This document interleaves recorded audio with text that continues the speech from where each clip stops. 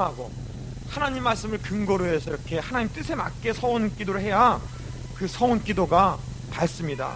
예를 들면 지금 입다가 그 처음 나오는 사람을 여호와의 전에 온전히 드리겠습니다, 이랬다면 좋겠죠. 그럼 하나님 그 전에 가서 늘 뭐 하인으로 있든 뭐 봉사라들 일생도 하나님을 섬기잖아요.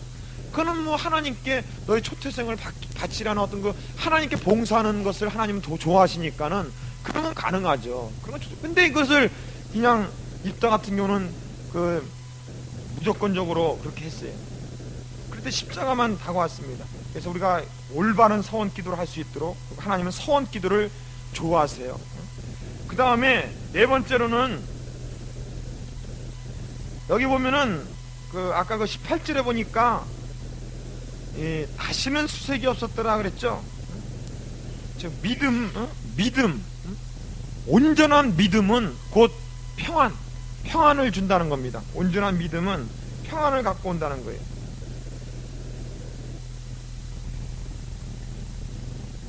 온전한 내가 믿는, 즉 응답의 증거, 내가 온전한 믿음을 갖다는 증거는 심령의 평안입니다. 다시는 두려움도 없고 완전 확정적으로 마음에 평안이 다가올 때 것을 우리가 하나님께서 역사하신 걸 느낄 수 있어요.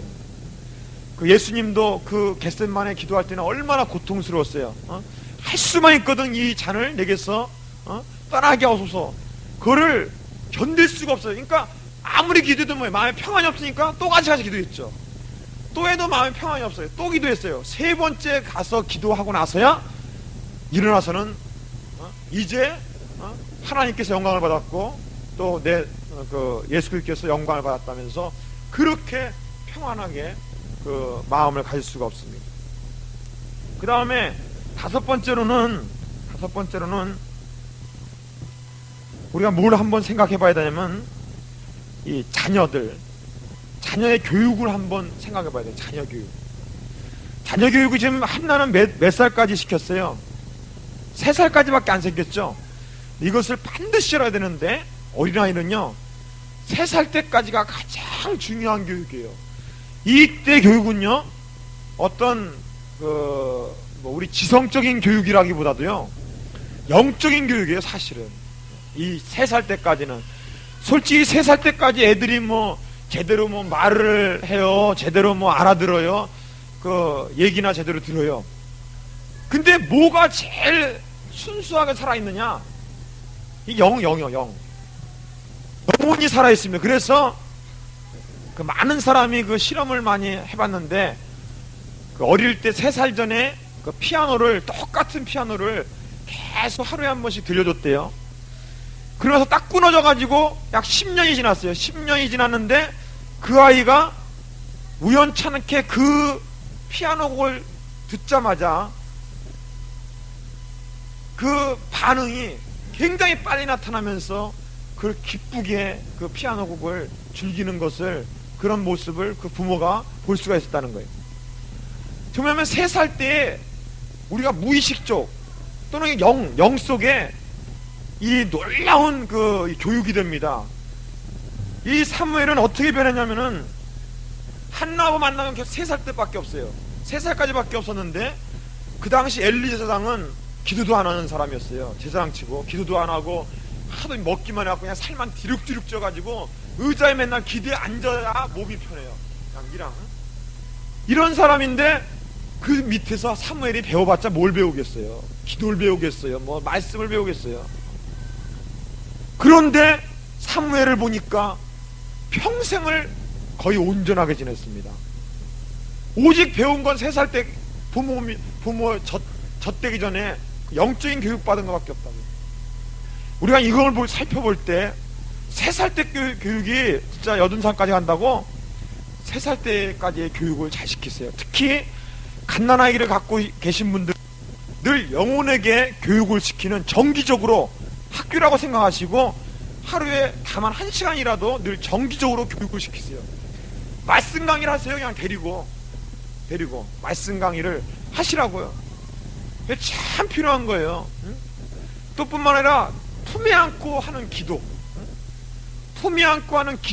이건 굉장히 일생을 지켜줍니다. 그 사람이 아무리 방탕하고 방황한 길로 빠지려고 해도 하나님이 지켜줘요. 세 살 때까지 그 영혼의 기도를 했을 때 하나님이 지켜줘요. 그래서 저는 3살 때까지 교육을 굉장히 중요시 여기고 그렇게 늘 권면하고 있습니다. 그래서 3살 때까지 영적인 말씀 교육, 특히 품안에 안고 하는 기도, 품안에 다 젖먹이면서 애들이 안 울잖아요. 그럴 때 가슴에 품고 기도하는 그런 3살 때까지의 가정교육을 여기서 통해서 배울 수가 있습니다. 그 다음에 여섯 번째로는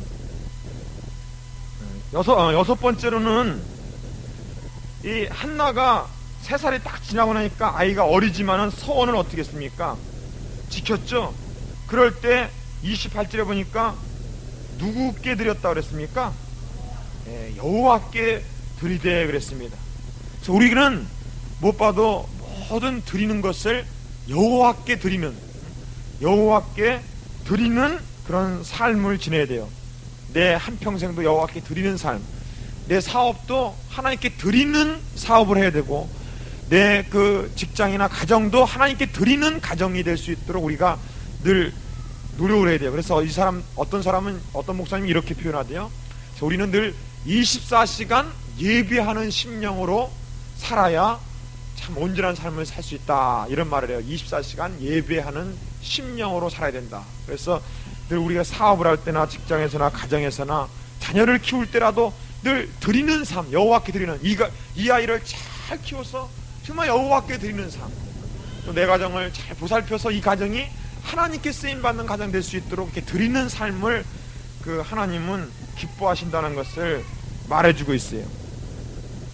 자, 그 다음에 2장에 보면 한나의 그 기도가 나옵니다. 이건 이제 유명한 기도인데,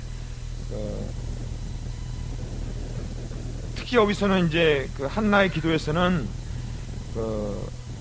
3절에 보니까 하나님을, 여호와는 무슨 하나님이라고 그랬어요? 여호와는 지식의 하나님이시라 그랬습니다. 지식의 하나님. 또 뿐만 아니라 우리 3장에 2장에서 한나의 이 노래를 통해서, 이 기도를 통해서 우리가 하나님은 어떤 하나님인가를 우리가 찾아볼 수가 있습니다. 그걸 한번 몇 가지로 정리를 해보겠습니다. 첫 번째로는 1절을 통해서 볼 때는, 2장 1절을 통해서 볼 때 찬송과 영광을 받으시기에 합당한 하나님입니다. 찬송과 영광을 받으시기에 합당하신 하나님. 그래서 1절에 보니까 내 마음이 여호와를 인하여 즐거워하며 하면서 하나님께 막 찬양하는 장면이 나옵니다. 그 다음 두 번째로는 2절에 보니까 여호와와 같이 무슨 이가 없다고요? 거룩하신 이가 없다. 그래서 두 번째는 하나님은 거룩하신 하나님. 그 다음 세 번째로는 2절 뒷부분에 보니 이는 주밖에 다른 이가 없고요. 무슨 하나님? 유일하신 하나님. 유일하신 하나님. 그 다음에 아까 3절 읽은 것처럼 하나님, 여호와는 지식의 하나님입니다. 지식의 하나님. 또한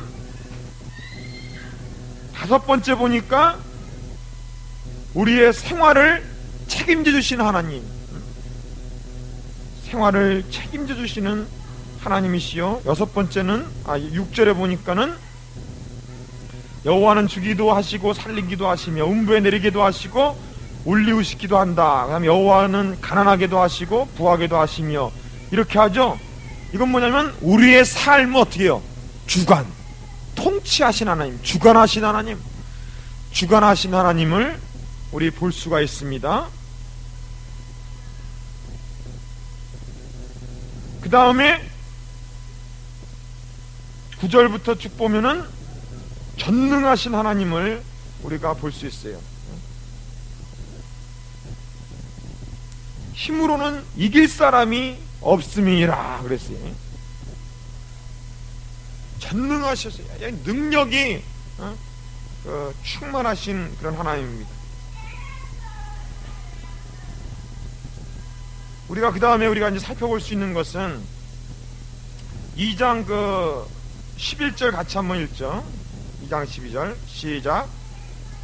엘가나는 라마의 자기 집으로 돌아오고 그 아이는 제사장 엘리 앞에서 여호와를 섬겼더라. 이 말이 참 중요한 말이에요. 중요한 말인데 어떻게 중요하냐?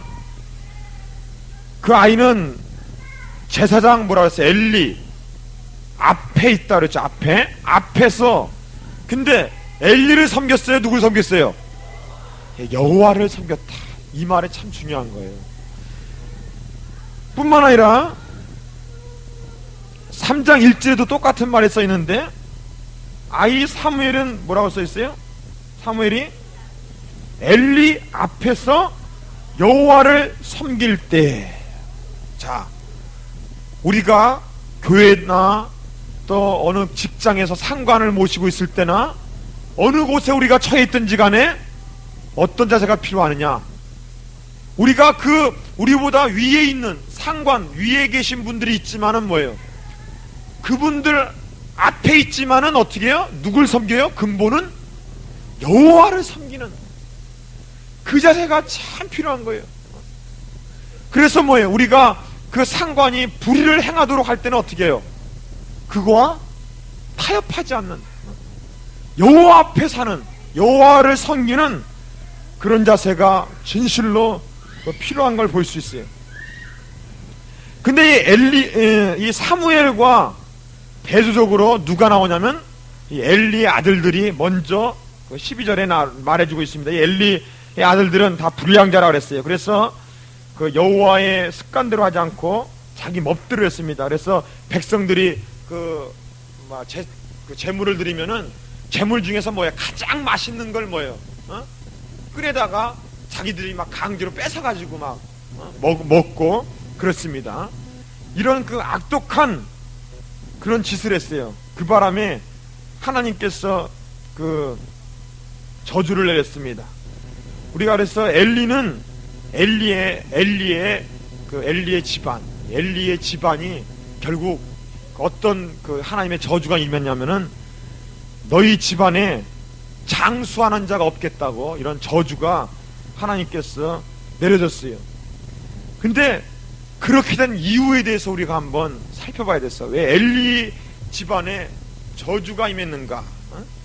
엘리 집안에 왜 저주가 임했는가에 대해서 첫 번째로는 엘리 자신이 기도와 말씀 생활에 등한시했습니다. 기도와 말씀 생활에 등한시했습니다.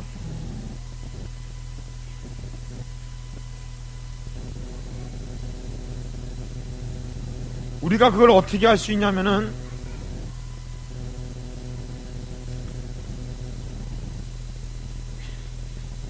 그 3장 2절에 보세요. 3장 1절에 보니까는 아이 세무엘이 엘리 앞에서 여호와를 섬길 때에는 뭐가 희귀하다고 했어요? 여호와의 말씀이 희귀해서 이상이 흔히 보이지 않았다고 그랬어요. 엘리가 얼마나 말씀을 등한시하고 기도를 하지 않았으면 이렇게 희귀하냐 이게. 하나님 말씀이 안 들려진다는 거예요. 2절에도 보니까 뭐예요? 엘리의 눈이 점점 어두워서 잘 보이지 못하는 그때 그가 자기 처소에 누웠어요. 늦게까지 기도를 안 해요. 잠만 펑펑 퍼져 자고. 그런데 사무엘은 어떻게 지냈습니까? 3절에 보니까 하나님의 등불은 아직 꺼지지 아니하였으며 사무엘은 하나님이 궤 있는 여호와의 전 안에 누웠다 그랬어요. 사무엘은 여호와의 전 안에 가까이 가서 누워 있는데 이 엘리는 자기 처소 가서 누웠다 그랬어요. 얼마나 기도 생활, 얼마나 말씀 생활을 등한시했는가를 우리 3장 1절과 2절을 통해서 우리가 볼 수가 있습니다. 그 다음 두 번째로는 자녀 교육을 하지 않았습니다. 성서적인 교육을 안 했어요. 자녀를 성서적으로 교육시키지 않았습니다. 가정교육에 등한시했습니다. 그러므로 이 엘리의 아들들이 완전히 불량자가 돼서 제사를 드리는데 완전히 방해하는 그런 사탄적인 역할을 하고 말았던 거예요. 진실로 자녀 교육을 어릴 때에 잘 시켜야 돼요. 자기 스스로 생각할 시기가 다가오면요 참 어렵습니다. 참 어려워요. 우리가 자녀 교육 어릴 때, 어쩌든지 어릴 때 교육을 잘 시킬 수 있도록 노력을 해야 됩니다. 그 다음에 세 번째인가요? 세 번째로는 어디 보면 29절, 2장 29절을 보세요. 2장 29절 같이 한번 읽겠습니다. 시작. 너희는 어찌하여 내가 나의 처소에서 명한 나의 재물과 예물을 밟으며 내 아들들을 나보다 더 중히 여겨 내 백성 이스라엘에 드리는 가장 좋은 것으로 스스로 살찌게 하느냐 그랬습니다. 자, 누구보다 누구를 더 중히 여겼다고요? 예, 여호와보다 네 아들들을 더 중히 여겼다. 이 엘리는 하나님보다 아들을 더 사랑했기 때문에 그 가정에 저주가 임한 겁니다. 하나님보다 더 사랑하는 것, 이거는 우상이 됩니다. 하나님 이런 것을 가장 싫어요. 우리들이요 자녀를 사랑하는 게 중요하지만은 그걸 하나님보다 더 사랑했을 때는 그 아들을 결국 망쳐버리는 결과밖에 되지 않습니다. 진실로 우리가 어떠한 것보다도 우리 여호와 하나님을 먼저 더 사랑할 수 있는 그런 자세가 중요합니다. 그게 사실 그 아들을 살리는 길이에요. 그게 그 남편을 살리는 길이라고. 우리가 그것을 반드시 가정에서는 기억해내면, 우리가 이 자식이나 또는 아내나 또는 이런 자기 어떤 사업이나 이런 것을 하나님을 더 사랑할 때, 그때 하나님은 꼭 그 가장 사랑하는 자를 칩니다. 그걸 아셔야 돼요. 왜냐? 가장 사랑하는 것을 쳐야 그 사람이 깨닫고 돌아오거든. 그래야 절실하게 자기가 잘못한 걸 느끼거든요. 그래서 하나님은 가장 사랑하는 걸 칩니다. 그래서 우리는 정도껏 하나님 안에서, 예수님 안에서 사랑과 교제를 이룰 수 있는 그런 자세가 필요합니다. 그래서 30장 그 뒷부분에 30장 보니까, 그러므로 2장 30절에 보니까, 그러므로 이스라엘의 하나님 나 여호와가 말하노라 내가 전에 내 집과 내 조상의 집이 내 앞에 영영히 행하리라 하였으나 이제 나 여호와가 말하노니 결단코 그렇게 아니하리라. 나를 존중히 여기는 자를 내가 존중히 여기고 나를 멸시하는 자를 내가 경멸히 여기라. 결단코 내가 이제는 내 앞에 영영히 두지 않겠다 이거죠. 그래서 후대 사람들이 엘리의 가문을 조사했대요. 쫙 조사를 했는데 전부 다 단명. 일찍 죽었대요. 한 사람도 늦게 장수한 사람이 없더래요. 특히 나중에 이제 열왕기 상하니 이제 그때 쭉 보면은 엘리의 후손이 나옵니다. 아비멜렉이니 이런 사람이 나와요. 이제 나중에 배우면 아히멜렉 같은 사람이 나오는데 그 사람도 일찍 죽었어요. 우리가 그 증거가 성경에도 나옵니다. 우리가 진실로 가정을 살리고, 이 엘리가 그 당시 대제사장임에도 불구하고 이렇게 지냈을 때 얼마나 그 가정에 저주가 임했는가.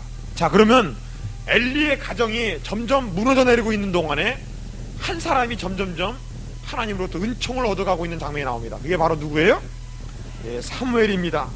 자, 사무엘은 그럼 과연 어떻게 지냈길래 하나님으로부터 이렇게 축복을 받고 하나님께 사용되는, 버림받지 않는 하나님께 사용되는 도구가 됐는가, 택함받은 도구가 됐는가?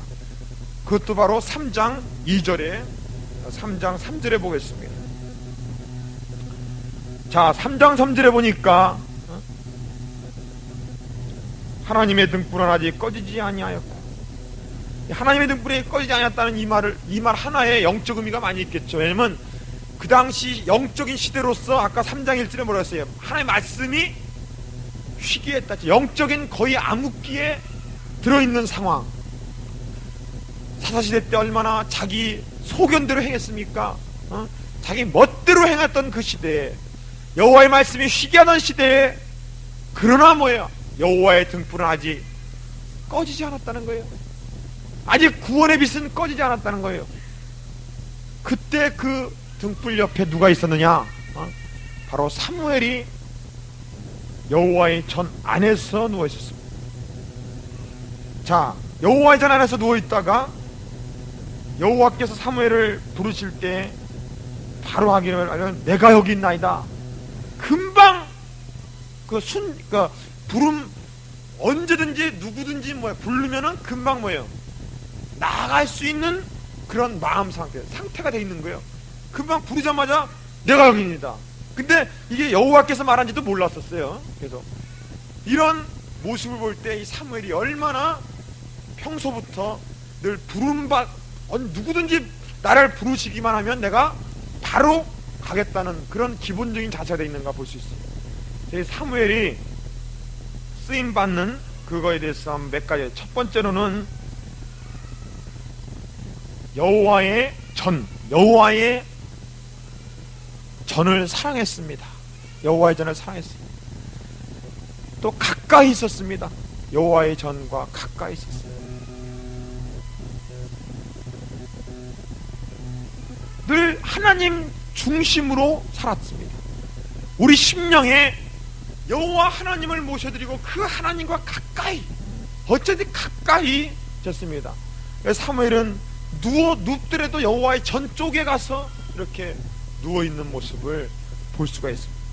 그 다음 두 번째로는 언제든지 부름에 응할 자세가 되어 있는 자입니다. 언제든지 부름에 응할 자세, 즉 언제든지 순종할 수 있는 그런 자세가 이미 돼 있는 자였어요. 언제든지 순종할 자세가 돼 있는 자였습니다. 그 다음 세 번째로는 언제나 하나님의 말씀을 들을 자세가 되어 있습니다. 언제나 하나님의 말씀을 들을 자세가 10절에 보니까 여호와께서 이 말에 서서 전과 같이 사무엘아 사무엘아 부르신지라 사무엘아로되 말씀하옵소서 주의 종이 듣겠나이다. 듣고자 하는 자세, 이 들을 준비가 되어 있는, 하나님께서는 영의 귀가 떠여 있는 자에게 들려줍니다. 그러나 예수님께서 뭐랍니까? 들을 귀가 있어도 듣지 못하고 눈이 있어도 보지 못하는 그런 참 시대와 그런 세대들이 많다 그랬어요. 그 다음 네 번째로 보니까는 그 18절부터 우리 21절까지 한번 읽어보겠습니다. 사무엘이 세세히 말하고 조금도 숨기지 아니하니 그가 가로되 이는 여호와 신이 선하신 소경대로 하실 것이라 한지라. 사무엘이 자라매 여호와께서 그와 함께 계셔서 그 말로 하나도 땅에 떨어지지 않게 하시니 단에서부터 부엘세바까지의 온 이스라엘이 사무엘은 여호와의 선자로 세우심을 입은 줄을 알았더라. 여호와께서 실로에서 다시 나타나시되 여호와께서 실로에서 여호와의 말씀으로 사무엘에게 자기를 나타내시니 그랬습니다. 사무엘의 말이 온 이스라엘에 전파되니라 그랬습니다. 여기 볼 때 사무엘은 솔직한 자였습니다. 아주 정직한 자였어요.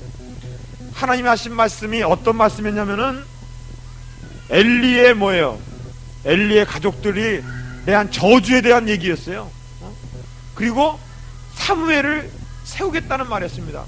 근데 이런 말을 엘리사한테 직접적으로 말할 수가 있겠어요? 그런 말을? 그렇지만은 솔직하게 정직하게 얘기한 거예요. 이런 솔직성이 있었고, 그 다음 마지막으로는 여호와와 함께하는 자였습니다. 하나님과 함께하는 자였어요. 진실로 여호와, 엘리 앞에 있을지라도 여호와를 섬긴 자였어요. 여호와 앞에 있었습니다. 여호와를 섬기는 자였습니다.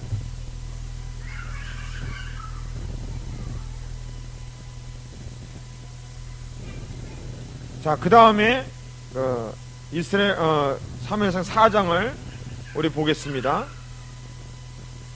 4장에는 에베네셀 전투가 나와요. 에베네셀 전투가 나오는데, 이 에베네셀 전투에서는 누구와 싸웠냐면은, 누가 싸웠어요?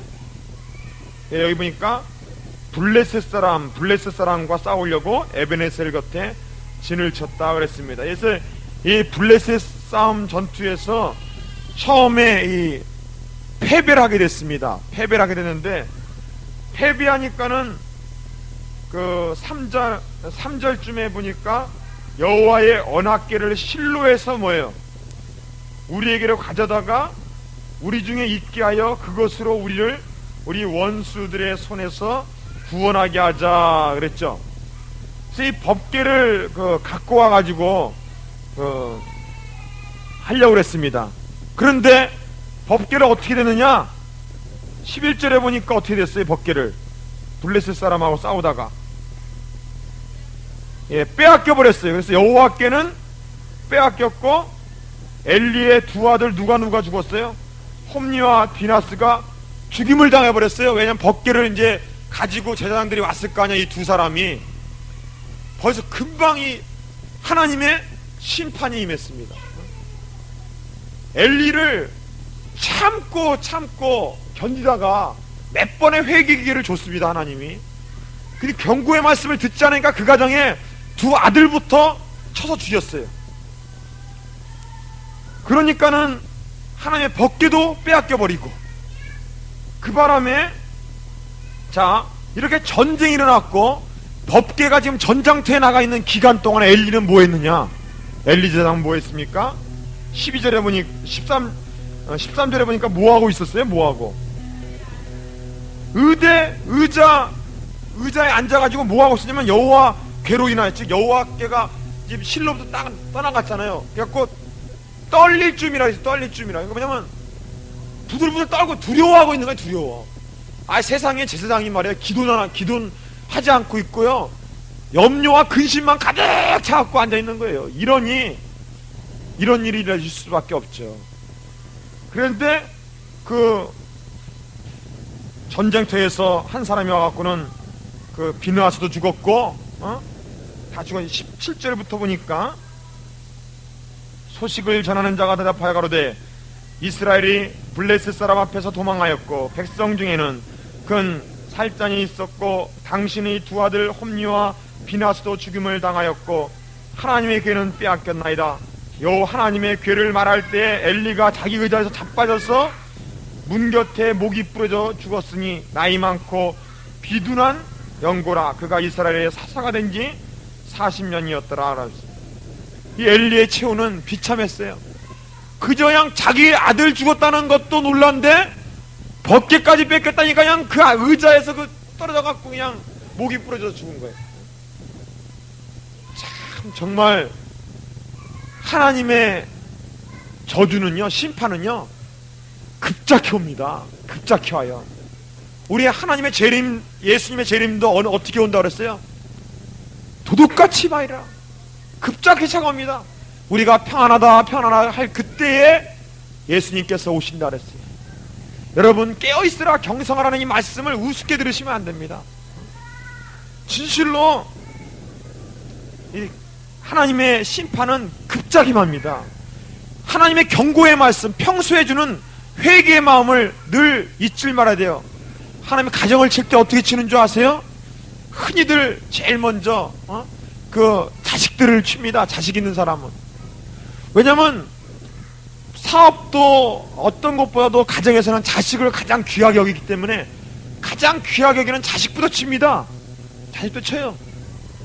그 다음에요, 뭐부터 치는 줄 아세요? 그 다음에는 사업을 칩니다. 왜냐? 사실 남자들은 사실 아내가 중요하긴 중요하지만은 사업이 더 중요시 여겨요. 사실은 직장, 그러니까 사업을 칩니다. 그러면 가정 전체 똑같이 고통당해요. 어차피. 그 다음 또 누구 치는 줄 아세요? 그 다음에 아내 칩니다. 아내. 그래도 안 되면은 자기 칩니다. 본인 쳐요. 벌써 본인 치는 순간까지 오기 시작하면 이건 심각한 거예요.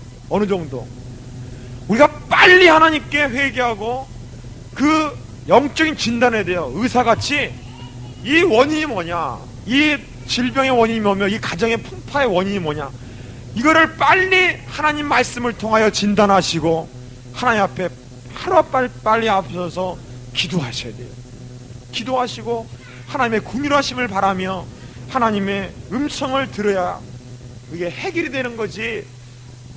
그것을 그래도 안 난다. 그럼 하나님도 어쩔 수 없는 거예요. 하나님은 거룩하신 하나님이기 때문에 심판하실 수밖에 없어요.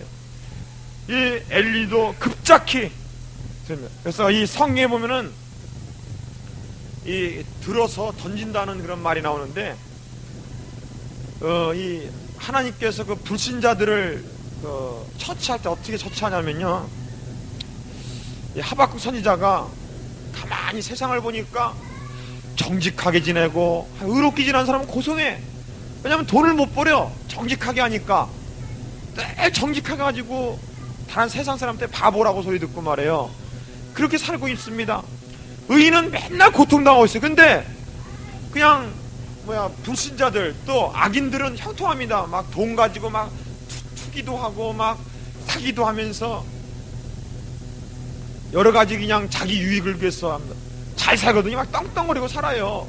잘 살아요.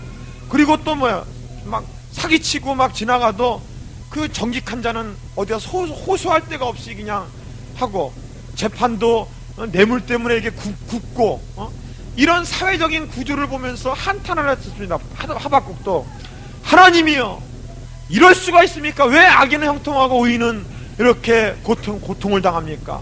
어느 때까지 그렇습니까? 하나님 제발 한번 이거에 대해서 대답해 보십시오 하고서 파수대에 올라가서 하나님 말씀을 기다리고 있었어요. 기도하면서 기다리고 있었더니 하나님 말씀이 뭐라고 하냐면은, 악인들의 멸망은 속히 될 것이며 오직 의인은 믿음으로 말미암아 살리라, 이 말씀을 주셨어요. 이 악인들은요 어떻게 멸망시킬 줄 아세요? 예를 들면요, 우리가 지금 제가 가다가 여기서 자빠지면 뭐 다쳐요? 예? 코 다치죠? 코피만 나요. 근데 붕 공중에 떠가지고 말해요. 어떻게 해요? 던져봐야 그러면 어떻게 돼요? 개구리 뻗듯이 뻗는 거예요. 즉 하나님은 이렇게 비행기부터 태웁니다. 이렇게 들어요. 막 돈 벌게 만들고, 막 그냥 기분 좋게 만들고, 명예를 얻게 만들고, 막 그냥 좋게 만들어요. 뭐 사기수를 할 때 좋게 잘 되게 만들어. 잘 되라. 올려놨다가 어떻게 올려놨다가 그냥 떨어질 때 그냥 완전히 그냥 폭사하고 떨어뜨리는 거예요. 이게 악인의 멸망이에요.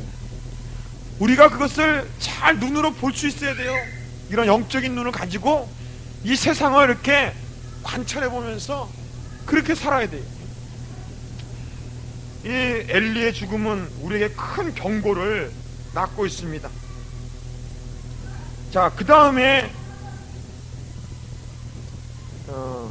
5장 부터 보니까 이제 하나님 법궤가 뺏겨가지고는 이제 블레셋 사람들이 어디로 가져가냐면은 자기들의 그 블레셋 사람의 신이 무슨 신이냐면 다곤신입니다. 다곤신 여기 써있죠. 거기 2절에 보니까 5장 2절에 그 다곤의 당에 들어가서 그랬죠.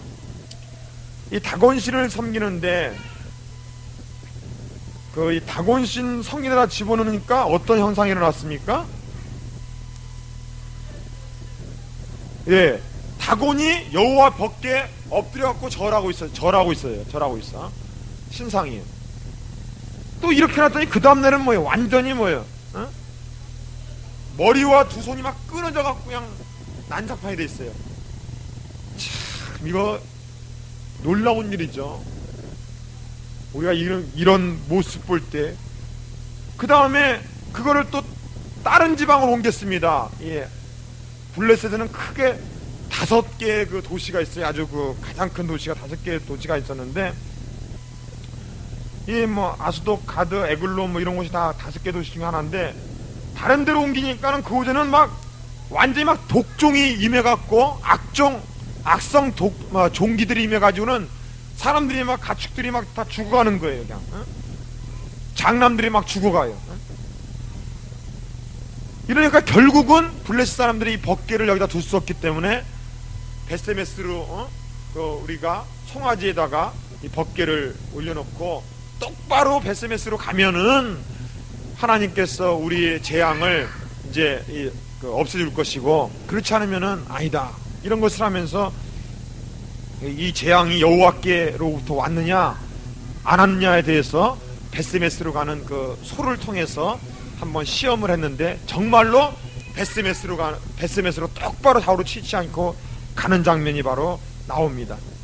우리가 이것을 통해서 그 다음에 베스메스로 갔을 때 가고 나니까는 이스라엘 백성들이 벗게 뚜껑을 열어보려고 그랬습니다.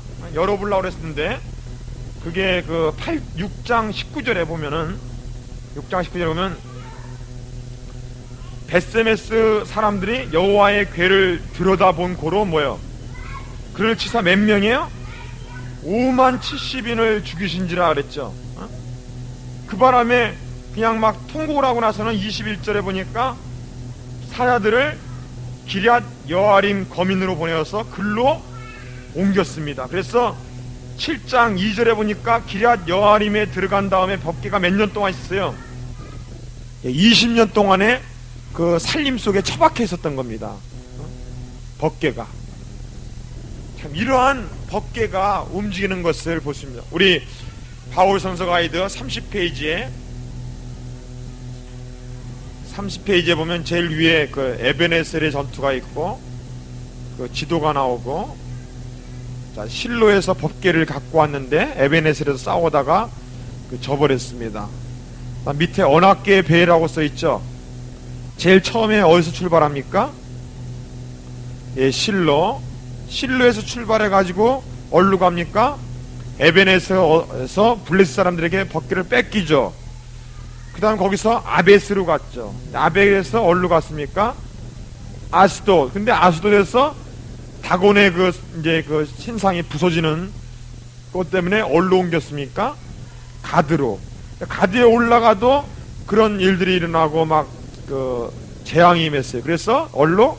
에글론. 그래서 에글론에서 딥나 쪽으로 해서 베스메스로 이제 송아지에 술에다 태워가지고 보냈습니다. 그랬더니 송아지가 어떻게 알고 좌우로 치우치지 않고 그대로 베스메스로 갔기 때문에 정말 이 블레셋 사람들은 이 재앙이 정말 여호와께서부터 왔다는 것을 깨닫게 됐고, 베스메스에서 어디로 갔어요? 또 기럇 여아림에 가서 살림에 묻혀 있었던 거예요. 거기서 그 기럇 여아림 약간 밑으로 동쪽으로 보면 여부스라고 써 있죠. 여부스가 오늘날의 예루살렘입니다. 예루살렘. 그다음에 예루살렘에 좀 올라가면 기브아라고 써 있죠. 그 기브아가 사울왕이 탄생한 곳이에요. 사울왕이 탄생한 곳. 그 다음에 위에 보면 기브온 있죠. 옛날에 기브온 전투, 여호수아의 기브온 전투고, 기브온에서 좀 올라가면 미스바 있죠. 아까 좀 이따 나오는 미스바 금식대선회가 거기 있었고, 위에 베델 나오죠. 우리 이제 그런 위치를 알아두시기 바랍니다. 자, 이런 걸 통해서 우리가 몇 가지 사실을 깨달을 수 있어요. 이 여호와의 법궤, 여호와의 법궤의 이 배회를 통해서 우리가 깨달을 것이 있습니다. 첫 번째로는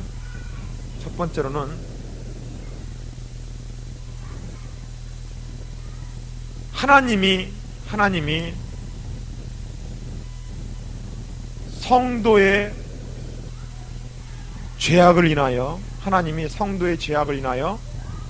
떠나실 때가 있다는 겁니다. 잠시 떠나실 때가 있다는 거예요. 영원이라는 것보다도 잠시 떠날 때가 있다는 겁니다. 이 법궤라는 것은 이스라엘의 전체의 뭐예요? 하나의 상징이죠. 또 힘이죠. 능력이죠. 하나님을 대표한단 말이에요. 근데 이렇게 사사 동안에 사사시대 때 그토록 뭐예요? 우상 숭배하고 피를 흘리고 하나님을 버리고 자기 소견대로 행하는 이 제사장까지도 이렇게 이런 상황에 있는 이 시대에 하나님 뭐예요? 심판 내리는 거예요. 그래서 하나님이 어디로 떠나버렸어요? 블레셋으로 떠나버린 거예요. 법궤가. 그럴 때 이스라엘 사람들이 놀란 거죠. 깜짝 놀란 거죠. 이거 여호와 법궤가 이방 사람들에게 뺏겼으니 이거는 상상조차 못했던 그런 일입니다. 참 우리가 그것을 느껴야 돼요. 우리 가정에 잠시라도 하나님이, 예수님이 잠자는 듯이, 아무리 기도도 응답 안 하는 것 같이, 하나님이 우리의 고통을 그냥 쳐다보지도 않은 것 같이 느껴질 때가 있습니까? 이것은 하나님의 큰 경고입니다. 잠시 떠날 때 했어요. 경고하기 위해서. 그러나 잠시만 떠나지 결코 이런 이방인에서 이런 우상 있는 곳에서 있질 않아요. 하나님은. 그러나 곧 돌아옵니다. 그 다음 두 번째로 보니까 이제는 벗기를 두고 돌봐줄 사람이 없죠. 이제 벗기 따로 됐어요. 그럼 그 다음에 두 번째가 바로 하나님은 하나님 스스로가 지킨다는 겁니다. 하나님은 하나님 스스로가 지켜요. 보세요. 다곤 성전에 갖다 놨을 때도 어떻게 합니까? 하나님 스스로가 하나님 벗기의 권위를 지키죠. 어디 감히 그 우상이 말이야 감히 하나님 벗기 앞에 서 있어? 그냥 엎어지요. 하나님 스스로 지킵니다. 또 뿐만 아니라 벗기를 열어봤을 때 베세메스로 이제 이스라엘 땅으로 돌아왔을 때라도 뭐예요? 벗기를 열었을 때 뭐예요? 하나님 스스로가 하나님을 지킵니다. 하나님이 선악과도 하나님의 권위를 상징합니다. 피조물인 인간이 질서를 지켜야 돼요. 그 권위를 지켜야 돼요. 그것을 벗어났을 때 하나님은 스스로 하나님께서 그 인간을 심판함으로 그 권위를 지킵니다. 하나님은 하나님이 지킵니다. 바로 이 하나님의 교회는요, 사실은 우리가 지키는 것이 아니라 하나님 스스로가 이 교회를 지켜요. 하나님께서 쭉정이 알 곳을 스스로 다 가르십니다. 그 다음에 세 번째로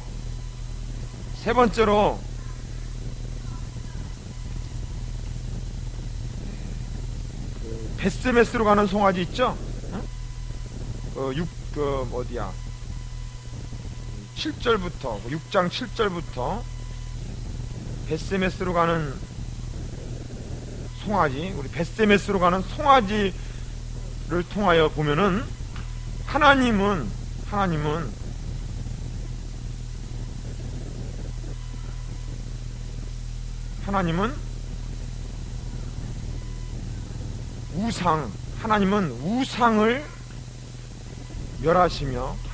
우상을 멸하시며 하나님이 살아있음을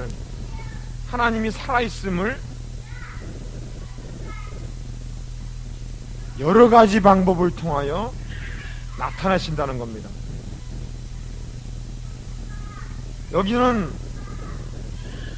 아까 같은 경우는 막 다곤 성전에서 그냥 무릎 꿇도록 해서 보이기도 했고, 그 다음에 여기서 지금 이스라엘 백성이 베를레스 사람들이 베세메스로 가는 송아지를 해서 놓은 곳은 왜 그 말을 했냐면요, 9절에 보면은 6장 9절에 보면은 우리가 보아서 걔가 그 본지방 길로 올라가서 베세메스로 가면 이 큰 장은 누가 내린다고 그랬어요? 그가, 즉 여호와가 우리에게 내린 것이요, 그렇지 아니하면 우리를 친 것이 그 손이 아니요 우연히 만난 것이다. 자, 이런 말을 했을 때 하나님이 어떻게 해요? 하나님이 하셨다는 그 증거를 나타내기 위해서라도 어떻게 했습니까? 베스메스로 가는 송아지를 딱 붙들어 갖고 뭐예요? 베스메스로만 가도록 만들었죠. 근데 약삭빠른 블레스 사람들이 어떻게 했냐면은 송아지를 떼어다가 뭐예요? 남겨놓고 어미소들만 가도록 했거든요. 그러니 사실 이 시험은 굉장히 어려운 거라고요. 그렇지만 하나님은 끝까지 그 송아지를 붙들어서 그 베스메스로 가게 했습니다. 왜 그러느냐? 이거는 이 재앙이 하나님께서냐 아니냐는 그 증거기 때문에 그래요. 증거기 때문에. 우리도 흔히 가정에서 말해요, 대체 이게 하나님으로부터냐 아니냐 이런 것을 통해서 그런 걸 증명하는 일이 있을 때는 하나님 반드시 그 일을 증명시킵니다. 하나님이 하셨다는 것을. 우리가 그런 기도할 때도 그런 기도가 참 중요해요. 우리 남편이, 또 우리 자녀가, 또 내 자신이 이런 일이 하나님으로부터 나왔다는 것을 주여 알게 하시옵소서. 이런 기도가 또 필요로 합니다. 자, 그 다음에 이제 우리 베스메스로 가는 송아지를 통해서 몇 가지 한번 배워보겠습니다. 베스메스로 가는 송아지를 통해서. 자, 우리 베스메스로 송아지를 통해서 배울 수 있는 건 첫 번째로는 인정을 뛰어넘은 사명의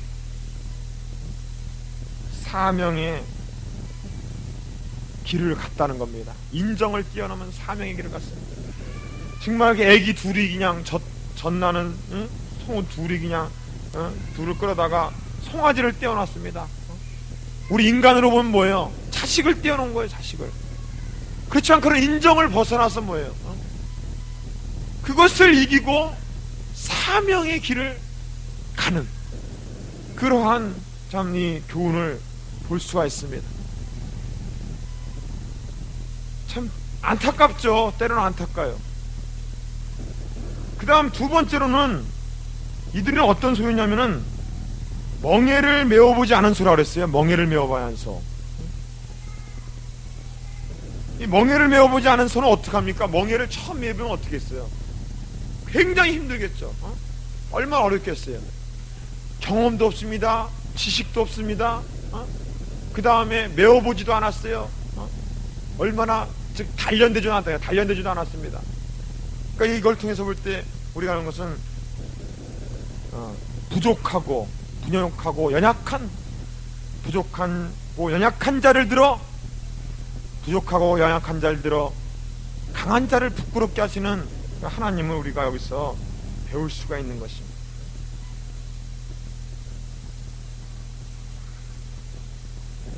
그 다음 세 번째로는 12절에 보니까 벳세메스로 길로 바로 행하여 대로로 가며 갈 때에 울고 좌우로 치우치지 아니하였다 그랬어요. 아니하였고 그랬습니다. 중심 지키는 삶을 우리가 여기서 배울 수가 있어요. 정말 좌우로 치우치지 않는. 근데 좌우로 치우치지 않고 가기 위해서는 이런 눈물이 참 앞을 가릴 때가 많죠. 눈물 날 때가 많습니다. 그 다음에 네 번째로는 14절에 보니까 도착하고 나서는 어떻게 됐습니까? 도착하고 나서는 소가 이제 다시 송아지 곁으로 갔어요? 다시 갔어요? 안 갔어요? 그렇죠. 그 뒤에 메고 왔던 게 수레는 뭐예요? 자기를 태우는 뭐예요? 장작이 돼버렸어요. 그리고 그 소는 번제로 드려버렸습니다. 희생입니다. 희생. 온전한 희생입니다. 온전한 제물입니다. 온전한 희생을 볼 수 있습니다. 우리 벳세메스로 가는 이 소를 통해서 이 소가 얻은 것은 뭡니까? 겉으로 볼 때 아무것도 없죠. 겉으로 볼 때 아무것도 없어요. 그죠? 오직 뭐예요? 처음부터 끝까지 믿음 중심 잘 지켰더니 마지막으로 하는 말이 하나님이 뭐예요? 내가 번제로 너를 잡겠다. 그래도 벳세메스로 가는 이 갔던 송아지는 어떻게 해요? 아멘하고 순전 번제로 드려진 거예요. 정말 이 벳세메스로 가는 송아지는 위대한 사명자의 길을 우리가 볼 수 있어요. 이 숙연해지더라고요. 숙연해져. 이 벳세메스라는 소를 볼 때 마음이 숙연해지더라고요. 우리 예수 그리스도시도 그분도 정말 일생 동안 이 인류의 모든 죄를 등에다가 짊어지고 어깨에다가 짊어지고 그리고 그 골고다 언덕을 향해서 줄기차게 좌우로 치우치지 않고 오직 그 십자가를 향해서 걸어가고 피와 물을 다 쏟으시고 그리고 십자가에서 희생하고 이러한 예수님의 십자가의 희생, 이러한 희생이 있었기에 우리가 오늘날 이런 축복 가운데 있을 수가 있는 거죠. 우리 또한 사명자가 또 직분자로서의 이러한 자세가 또한 필요한 것.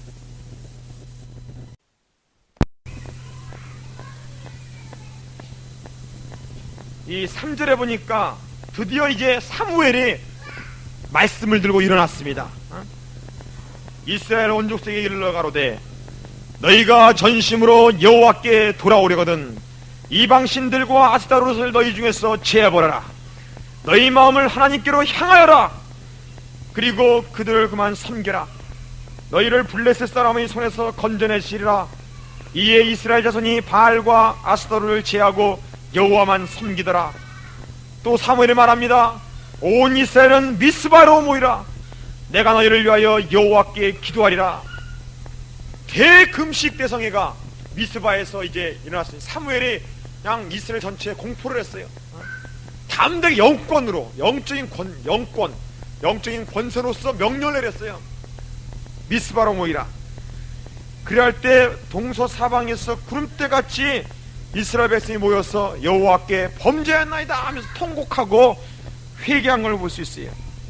자, 그러면 이 여호와의 금식대성회를 통해서 우리가 배울 수 있는 것, 여호와의 이 미스바 금식대성회는 어떤 성회냐? 첫 번째로는 거국적인 기도라는 거예요. 거국적인 기도. 거국적인 기도입니다. 민족적인 기도요, 나라적인 거국적인 기도입니다. 개인 문제 다 떠나서 거국적인 기도였습니다. 두 번째로는 회개 기도였습니다. 회개 기도. 통회하고 자복하는 회개 기도였습니다. 그 다음 세 번째로는 금식 기도였습니다. 먹을 것을 먹지 아니하고 온전히 하나님께 응답받는 순간까지 기도했습니다. 그 다음에 네 번째로는 8절에 보니 사무엘에게 이르되 당신은 우리를 위하여 우리 하나님 여호와께 쉬지 말고 부르짖어 그랬죠. 지도자의 중보기도가 또한 거기에 합해져 있습니다. 지도자의 중보기도.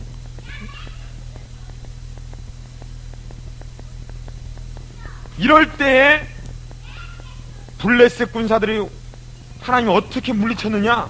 10절에 보니까 큰 우레를 발하여 갖고 그들을 막 어지럽혔어요. 그냥 막 번개가 그냥 동에서 번쩍 서에서 번쩍 막 번개가 치고 막 난리치는 바람에 블레셋 사람들이 다 막 도망가서 결국 어디까지 그들을 쳐서 물리쳤냐면은 어디까지예요? 12절 끝에 보니까 여기까지도 오셨다는 뜻을 통해서 그 이름을 에베네셀이라 하니라 그랬습니다. 에베네셀이 그 뜻이 뭡니까? 여호와께서 여기까지도 오셨다. 여호와께서 오셨다. 여러분, 진실로 에베네셀 하나님을 인정하셔야 돼요. 우리 그 찬송가 이런 거 있죠? 지금까지 지내온 것 주의 크신 은혜라. 우리가 이 지금까지 지내온 것 주의 크신 은혜라. 진실로 여호와께서 여기까지도 오셨다는 이 에베네셀의 하나님, 이 하나님을 우리가 늘 인정하셔야 돼요. 내 이 가정이 여기까지도 오셨고 나를 그렇게 버리지 않으시고 병으로도 경고하시고 정말 가정의 어려움으로도 고통으로도 경고하시고 때로는 축복을 주셔서 권고하시는 이 하나님의 놀라운 사랑, 이 에베네셀의 하나님을 여러분 깊이 인식하시고 늘 하나님께 영광과 찬양을 돌리는 생활 가운데 벅찬 은혜 신앙 속에 들어가야 되겠습니다. 참이 오늘 그 당회장 조영기 목사님이 교육자 회의를 하는데 이런 말씀합니다. 앞으로 5년 동안에 이 나라는, 이 한국은 5년 안에 결판이 진다 그랬어요. 5년 안에 이 한국이 망하느냐 흥하느냐는 결정적인 그러한 이 마지막 이 기회라고 이 당회장 목사님이 그냥 철저하게 말씀을 하십니다. 첫 번째로는 정치적인 그러한 큰 결단의 시간에 뭐냐면은 지금 이 북한에서 이제 우리 군사력의 갑절을 넘고 있습니다. 완전히. 이 북한은요, 지금 완전히 전쟁 준비가 완비됐어요. 그들의 4대 노선, 전 군의 간부와 다 돼 있습니다. 그건 전쟁 나면 다 장교로 다 변해요. 그들, 군인들은. 또, 무기 현대화, 지금 소련에서 지금 최신의 전투기를 제공받고 이제는 소련들에게 그 상공을 통해줄 수 있는 제공권을 줬습니다. 아주 완전히 그냥 지금 갑자기 공국력도 그냥 급상승하기 시작합니다. 뿐만 아니라 전군의 그 토지의 그 요새화가 다 돼 있어요. 지하로 다 내놨습니다. 제가 그 예비훈련 그 정보대에서 봤는데, 그 정보대 그 항공장교 그 훈련에서 보면은 항공사진으로 그 북한 지역 사진을 찍어놓은 사진을 보면은 전부 다 요새야, 요새. 순 땅굴에 전부 땅. 그 속에 비행기 들어있고, 그 속에 전차 들어있고, 다 거기 들어있고. 하여간 전부의 산산마다 전부 다 그렇게 산. 그게 눈으로 보여요. 사진으로 이렇게 이렇게 확대경으로 보면 다 봅니다. 전부 다 볼 수 있어요. 실제로 다 찾아면서 확인했는데 어마어마합니다. 어마어마합니다. 뿐만 아니라 지금 그 10만의 특수전투부대가 세계 제일입니다. 세계 제일. 세계 제일. 이런 군사력을 갖는 것은 굉장히 심각합니다. 뿐만 아니라 이 나라가 정치적으로 지금 여러 가지 그 신학적으로도 해방 신학이니 민중 신학이니 자꾸 나와갖고서 조금 배웠다는 사람은 그냥 민중 신학, 해방 신학 속에 많이 빨려 들어가 있고, 젊은 사람들은 그냥 그 데몬이 이렇게 무분별하게 이런 걸 진행을 볼 때 문제가 커요. 문제가. 정치적으로 앞으로 이 5년 내에 북한이 우리나라를 치지 못한다면 경제적으로 워낙 월등하게 우리하고 차이 나버리기 때문에 스스로 자멸하게 된다는 겁니다. 그래서 이 5년 안에 어떻게 북한은 쳐들어올 기회가 가장 좋은 게 뭐냐? 그게 질서가 문란이에요. 혼란. 그 옛날에 광주 사태 때 못 쳐들어온 걸 지금도 한탄하잖아요. 김일성이가. 그때 못 쳐들어온 거 한탄이라고. 그때만 노리고 있습니다. 그때만. 그러니까 두 번째로는 경제입니다. 경제. 지금 우리나라 외채가 지금 500억 불이 넘습니다. 세계에서 그 세 번째 3위 500억 불. 저기 브라질은 1000억 불이 돼요. 근데 사실 이 브라질, 그 다음에 멕시코, 그 다음에 우리 한국인데, 이 브라질하고 멕시코는요, 그들은 사실 그 외채가 졌지만은 그들은 아무것도 아니. 왜냐? 그들은 지화자원이 많기 때문에 그렇다 이거예요. 지화자원이 많기 때문에. 우리는 지화자원이 하나도 없어요. 수출만 해서 먹고 살아야 돼요, 우리는. 근데 미국은 보호장법을 쌓고 있다 이게. 이런 상황에서 5년 내 우리나라 경제가 정말 근경절약하지 않으면 안 됩니다. 저축하지 않으면 안 돼요. 저축을 국민이 안 해요, 안 해. 그 돈 갖고 뭐 하느냐? 맨 투기하는 거예요, 맨 투기. 투기하니까는 돈이 은행에 안 모여지니까 은행이 세상에, 우리나라 얼마 전에 봐요. 은행이 위험하는 정도니 이게 그런 게 어디 있어요, 세상에. 그 돈 없으니까 외국에 참 돈 꼬옵니다. 돈 꼬아서 그걸로 기업체도 돈 줍니다. 기업은 빚졌으니 빚 갚으려고 그 물가가 옮깁니다. 제가 그 회사에서 기술개발실 했는데 원가를 뽑는데요. 원가에 꼭 이자 몇 프로다? 10%인가? 5%인가? 꼭 그걸 가산해 집어넣어요. 이자를. 원가에다가. 그러니 경쟁이 안 돼. 이 그 국제시장하고 경쟁하려니까 원가 계산을 해서 올리면 말이에요. 왜 이렇게 비싸냐고 말이에요. 근데 이자를 빼면은 대충 맞아, 이렇게. 원가가 국제 경쟁하고. 이 이자 때문에 고생을 하는 거예요. 이것을 해결할 방법은 오직 저축밖에 없어요. 국민이 근경절약하고 외화를 외국에 나. 그래서 우리나라에서 지금 국제관광을 지금 제한시키잖아요. 어느 정도 다. 뿐만 아니라 세 번째로는 진실로 이 종교적으로 우리 또한 문제예요. 지금 우리나라가 지금 1000만 기독교인이 있습니다. 사실 우리가 1000만 기독교인이라는 걸 인식하는 건 몇 년 안 됐죠? 몇 년 안 됐습니다. 야, 우리 기독교 정말 1000만이구나 하는 게. 근데 국가에서 가만히 보고 불신자들 세들이 가만히 보니까 이제는 위험을 느낀 거예요, 그들이. 불교, 도교, 천주교 이런 데서 위험을 느꼈어요, 위험을. 기독교에 대해서 위험을. 그러니까 들고 나선 게요. 특히 그 요새 그 당군 성전. 텔레비에서 계속 방송하잖아요. 이런 거. 신문 이런 거 다. 지금 종교적으로 지금 가장 큰 위기를 맛보고 있다는 거예요. 저는 또 거기서 하나를, 오늘 당연히 세 가지를 말씀하셨는데 한 가지를 더 생각한다면 문화적인 거거든요. 문화. 이 문화가 문화가 그 근본적으로 기독교화되지 않으면은 우리가 이 문화 속에 물질 만능주의, 그 다음에 도시 문명화, 농촌까지도 지금 그게 다 휩쓸려 들어가고 있다고 해요. 그 속에서 헤어나오지 못하는 구조적인 그러한 문화병 속에 빠져 들어갈 것 같아요. 청소년 문제니 뭐니 문화가 없어요. 문화가 지금 우리나라에 보면요, 지금 정통 문화 솔직히 마세요. 솔직히 보자고요. 옛날에 지은 청자백자가 지금 무슨 역할을 해요? 지금 옛날에 만들어놓은 청자백자 아무리 우리나라만 전통문화 뭐 멋있다 해놔도 현재 지금 젊은이들에게 어떤 역할을 하냐, 이게 지금 그 문화가 영향력을 하나도 못 주고 있어요. 하나도 못 주고 있어요. 청소년 점점 타락합니다. 지금 뭐 남녀간의 교제 이런 걸 그냥 육적인 관계 이런 걸 우습게 여겨요. 우습게 여겨. 이런 문화 없는 세대, 이 문화 없는 세대를 만들어 놓는 이곳에서 지금 어떻게 할 거냐, 이게요. 그게 제2세대인데 우리가 이런 심각함을 느끼게 돼요. 이러기 위해서 무엇봐도 거국적인 이런 미스바 대금식대성과 같은 이런 거국적인 그런 이 종교운동, 회개운동, 성령운동이 바로 필요해요. 요한 웨슬레가 바로 이 영국 전체가 완전히 부패인 상황에서 단신으로 일어나서 성령을 부진 거예요. 성령. 그래서 요한 웨슬레가 지나가는 곳곳마다요 술집이 문을 닫았대요. 다 가서 어떤 도시 가가지고 막 요한 웨슬레가 그냥 강단에서 그냥 외쳤잖아요.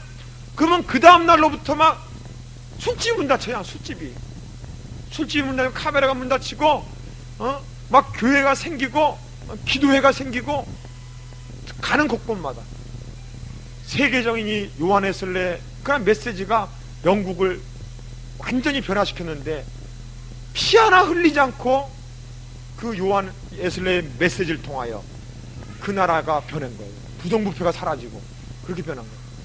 진실로 성령 충만한 그런 그 하나님의 종들이 또 우리들이 소속해 있는 곳곳에서 성령운동을 일으켜야 됩니다. 오직 성령운동, 말씀 운동만이 이 나라를 살릴 수 있어요. 이스라엘을 멸망 중에 살릴 수 있었던 것은 이 사무엘이 일어나서 미스바 금식 개성회를 통하여 이러한 그 이스라엘을 구원시키는 역사를 일으켰던 겁니다. 나라를 위해서, 민족을 위해서 끊임없이 여러분 아침마다 또 예배 때마다 기도해 주시기를 바랍니다. 자, 그 다음에 15절에 보니까는 사무엘이 사는 날 동안에 이스라엘을 다스렸을 때 해마다 베델과 길갈과 미스바로 순회하여 그 모든 곳에서 이스라엘을 다스렸고 라마로 돌아왔으니 이는 거기 자기 집이 있습니다.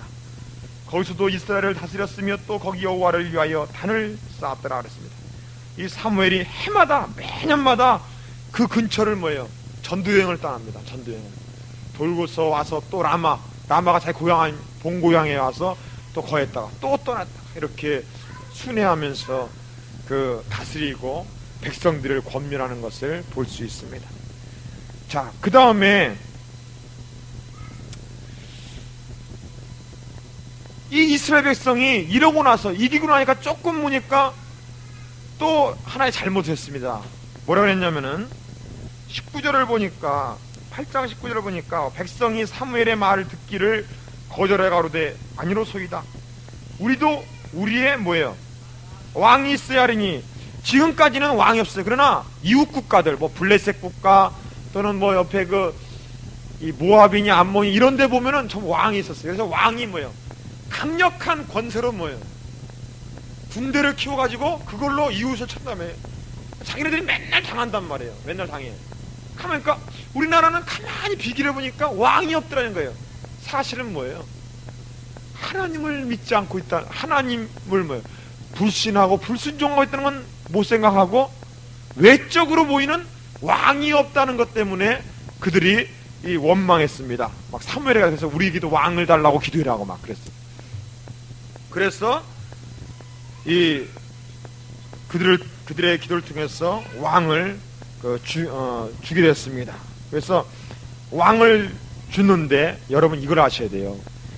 이 왕을 준다는 것을 하나님은 기뻐하지 않았습니다. 원래 하나님은 하나님 직접 통치, 즉 신정 통치를 원했습니다. 왕정 통치가 아니라 신정 통치를 원했어요. 그래서 왕이 필요하다면 처음부터 왕 세우겠죠. 뭐 하려고 왕 안 세워놨겠어요? 근데 이스라엘 백성이 왕을 달라고 했을 때 왕을 줬습니다. 자, 이걸 통해서 볼 때 우리가 배울 수 있는 게, 그럼 왜 하나님이 왕을 줬느냐 이거예요. 왕이 필요했으니까 좋지 않겠느냐, 이런 말하기 쉽습니다. 여러분, 결혼도 마찬가지입니다. 물질 문제도 마찬가지예요. 뭐 인간관계도 마찬가지입니다. 하나님이 기뻐하지 않고 있는데 내가 뭐예요? 내가 좋다고 막 하나님께 뭐예요? 달달 볶고, 하나님을 달달 볶으면서 막 자기 막 스스로 막 강제적으로 막 저 사람하고 결혼하겠다고 막 때를 쓰고, 또 막 물질 갖고 막 어떻게 하고, 이런 식으로 생활하면요, 하나님이 허락은 해줘요. 허락은. 그 대신에 뭐냐? 세상 십자가가 다가옵니다. 거기에 그만큼의 세상 십자가 다가옵니다. 얼마나 큰 십자가 나오는지 몰라요. 특히 하나님의 종 되는 사람들이 하나님의 종이 되는 그런 가정을 갖지 않고 세상적으로 가정을 가졌다. 이것은 5년, 10년을 하나님께 육신으로, 환경으로, 물질로 그냥 늘 씻어터집니다. 늘 씻어터집니다. 그리고 나서야 항복하고 나옵니다. 항복하고 나올 때는 어떻게 됩니까? 벌써 10년이라는 세월이 지나갔어요. 나이가 늙고, 나이가 많이 들고, 몸이 늙었어요. 그때부터 열심을 내도 뭐예요? 한계가 있습니다. 그러니까는 뭐예요? 하나님은 이렇게 큰 사명에 쓰려고 하던 그 사람을 이제는 뭐예요? 요만큼의 사명밖에 쓸 수 없는 그런 자로 낮아지고 마는 거예요. 우리가 무슨 일을 하든지 안에 하나님이 기뻐하는 일을, 그 줄기를 쫓아서 하셔야 됩니다. 내가 억지로 하면 억지로 할 수도 있어요. 그러나 하나님이 기뻐하는 일을 하셔야 돼요. 지금 이 젊은이들이 참 문제가 많아요. 여러분, 이 젊은 사람이어서도 좀 기도를 많이 해주세요. 제가 이 청년대학부를 맡고 있는 가운데서 참 이 청년대학부들의 그 가치관 상실 때문에 아주 문제를 일으키는 그런 분도 많아요. 그러다가 예수 믿고 와가지고 하나님 말씀 들으면서 내는 이제 어떻게 해야 되나요? 이런 사람들이 많이 있어요. 근데 하나님께서 그때서야 깨닫고 나서,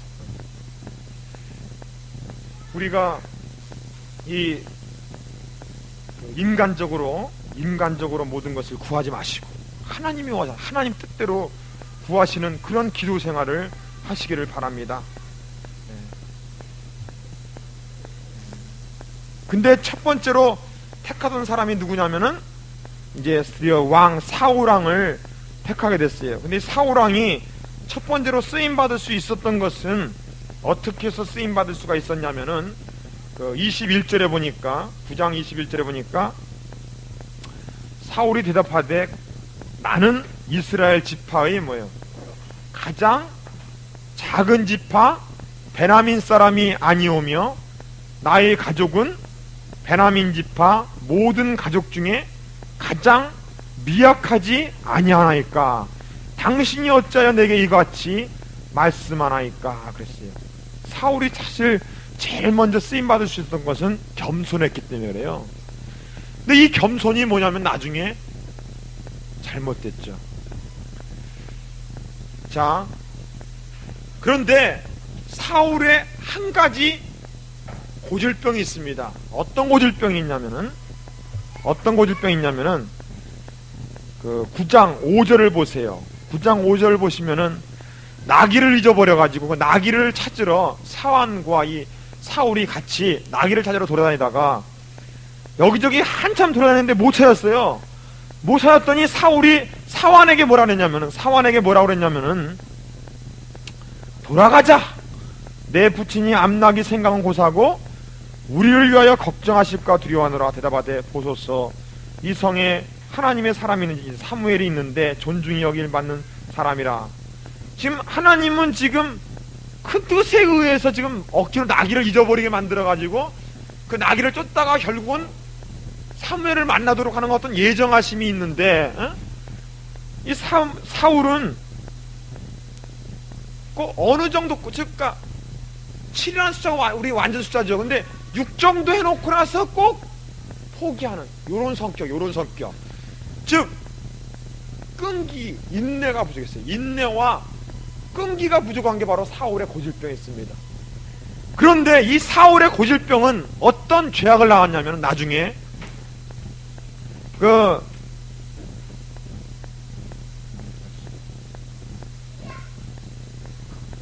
13장 8절을 보세요. 13장 8절에 보니까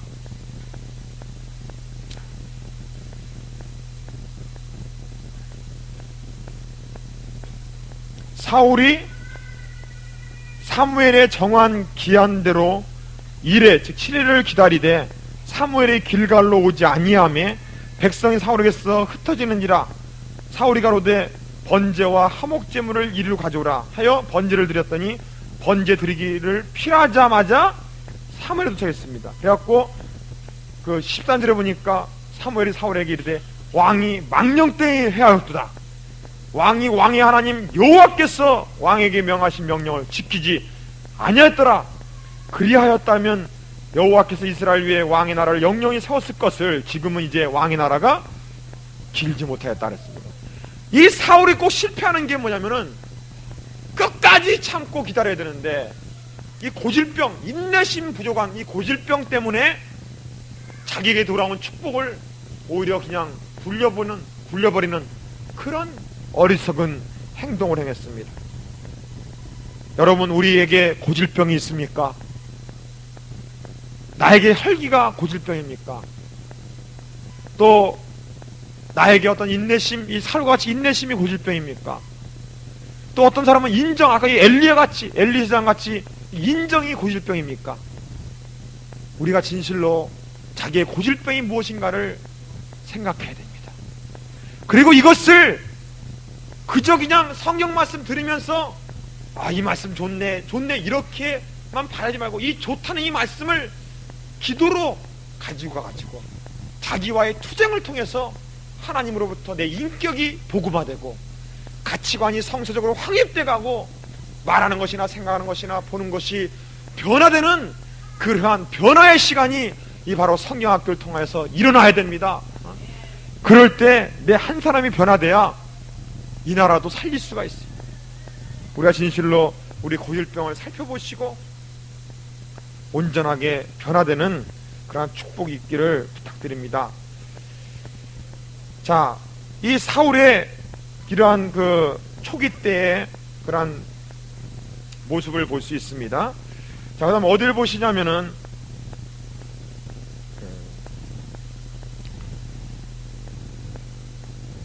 11장 6절에 보세요. 11장 6절에 보면은 사울이 이 말을 들을 때 하나님의 신에게 크게 감동되어 근호가 크게 일어났어. 그러면서 이제 쳐들어왔던 이방인들을, 암몬 사람들을 물리치는 곳이죠. 사울도 처음에는 이렇게 성령 충만한 자였고 또 겸손한 자였습니다. 그런데 나중에는 그렇게 타락해가는 것을 우리가 볼 수 있습니다. 자, 그 다음에 어디를 보시냐면은 12장 몇 절을 보시냐면은 23절을 보세요.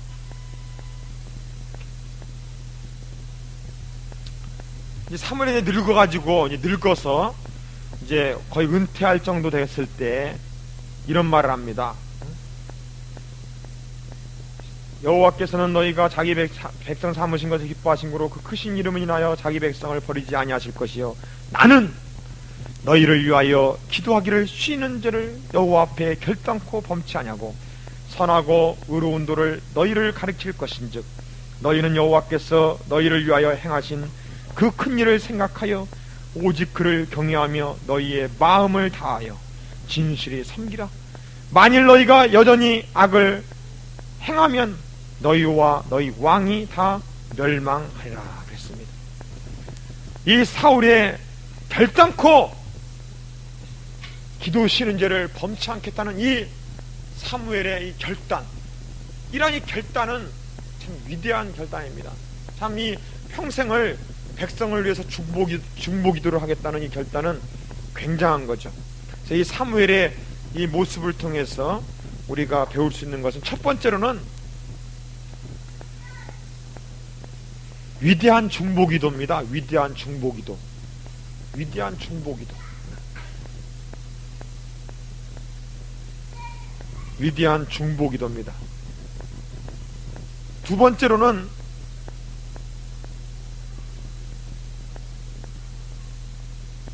인생의 말년에 행할 일이에요. 인생 말년. 우리가 나이 들고 그러면 뭐 젊을 때야 뭐 아까 사무엘은 어떻게 했어요? 막 라마에서 막 동서사방을 돌아다니면서 막 그 성경을 가르치고 막 다스렸죠. 근데 이제 나이가 들고 이제 은퇴쯤 됐을 때는 어떻게 해요? 바로 이 기도입니다. 기도. 이게 참 훌륭한 거예요. 여러분이 나이 많으신 노부모를 잘 모셔야 돼요. 그분들이 말해요, 그 가족을 위해서, 친척들을 위해서 기도하는 기도가 굉장한 거예요. 굉장한 겁니다. 솔직히 보세요. 아침 새벽 기도 와보세요. 여기 거의 70~80%가 다 나이 많으신 분이에요. 젊은 사람이 새벽에 일어나는 거 봤어요? 왜 노인네들이 새벽에 일찍 일어나는 줄 아세요?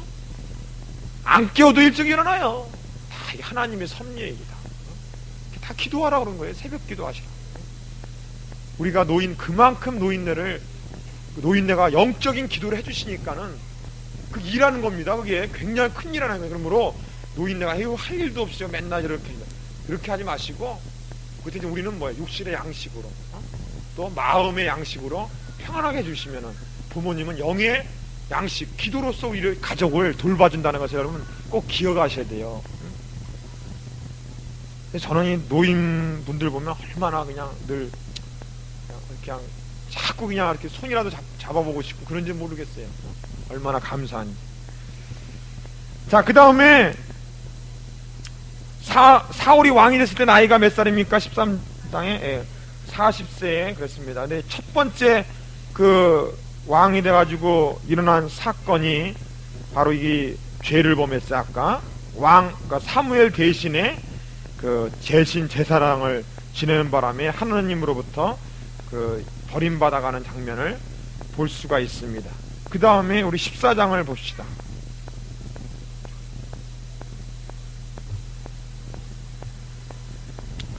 자, 14장에는 그 유명한 민막스 전투가 나옵니다. 그 지도의 그 지명 내용들은 그 바울서서 가이드 30페이지, 31페이지 이렇게 쭉 살펴보면 되겠어요. 집에 가서 이렇게 잘 살펴보시면은 위치들이 다 나오니까 살펴보시죠. 자, 민막스 전투를 봅니다. 민막스 전투는 어떻게 해서 생긴 거냐면은 그 요나단이가 그 블레스 사람들에게 건너가자 해가지고서 이제 블레스 사람하고 싸웠더니 블레스 사람들이 쳐들어왔었어요. 와가지고 6절에 배치되어 있습니다. 근데 이 사울의 사람들은 몇 명밖에 없었냐면은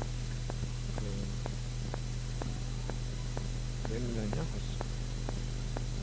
한 600명 정도, 한 인원이 굉장히 적은 인원이 있었습니다. 적은 인원이 있었는데 이제 뭐 거의 이스라엘이 그 풍정등화에 있는 상황에서 이 블레스 사람이 쳐들어왔었어요. 그때 그 사울의 아들 이름이 누구예요? 요나단. 이 요나단이 6절에 보니까는 자기 병기든 소년에게 이르되 우리가 이 할례 없는 자들의 부대에게로 건너가자. 여호와께서 우리를 위하여 일하실까 하노라 그랬어요. 여호와의 구원은 사람의 많고 적음에 달리지 아니하였느니라. 유명한 이러한 이 믿음의 고백을 하고 나서 이 요나단과 이 두 명이서 그 수만의 블레셋 군사들을 향해서 쳐들어가는 장면이 바로 이 민막스 전투입니다. 쳐들어갔더니 어떤 기적이 일어났냐면은 그 부대에 그 15절에 보니까 큰 떨림이 막 임했어요. 임해가지고는 또 블레셋 속에 섞여 있던 우리 이스라엘 사람들이 다시 그 자기 블레셋 군사들의 군복을 벗어버리고 이스라엘 편이 돼갖고는 그 블레셋 사람들을 죽임으로 말미암아 큰 전투에서 승리하게 되는 것을 볼 수 있습니다. 이걸 통하여 우리 몇 가지 배우겠어요. 요나단을 통하여 배울 수 있는 것. 요나단의 첫 번째로는 선봉정신입니다. 선봉정신. 남이 다른 사람이 벌벌 떨고 있을 때 선봉 앞서가지고 앞에 서가지고 일을 해결해 보려는 이러한 일을 해결해 보려는 선봉정신이 있습니다. 그 다음 두 번째로는 6절에 보니까 여호와의 구원은 뭐에 달려있다고요? 사람의 많고 적음에 달려있지 않다는 거예요. 그러니까 두 번째는 구원은 구원은 여호와께 달려있다는 믿음이 있었습니다. 그 다음 세 번째는 동역자를 구했습니다. 뜻이 맞는 동역자, 신앙이 통하는 동역자. 그게 누구예요? 병기든 소년. 병기든 소년이 7절에 뭐냐면은 그에게 이르되 당신의 마음 있는 대로 다 행하라. 내가 당신과 마음을 같이 하여 따르겠다 그랬습니다. 동역자를 데리고 갔습니다. 그 다음 네 번째로는 10절에 보니까 그들이 만일 이같이 말하기를, 블레셋 사람들이 말하기를 우리에게로 올라오라 하면 우리가 올라갈 것은 여호와께서 그들을 우리 손에 붙이셨으니 쓰미니 이것이 우리에게 표징이 되리라. 즉 표징을 구하는 신앙했습니다. 정말 하나님 우리와 함께하는가 안 하는가에 대한 표징을 구하는, 그런 확실하게 표징을 구하는 신앙을 가질 수가 있었던 겁니다. 그 다음에 다섯 번째로는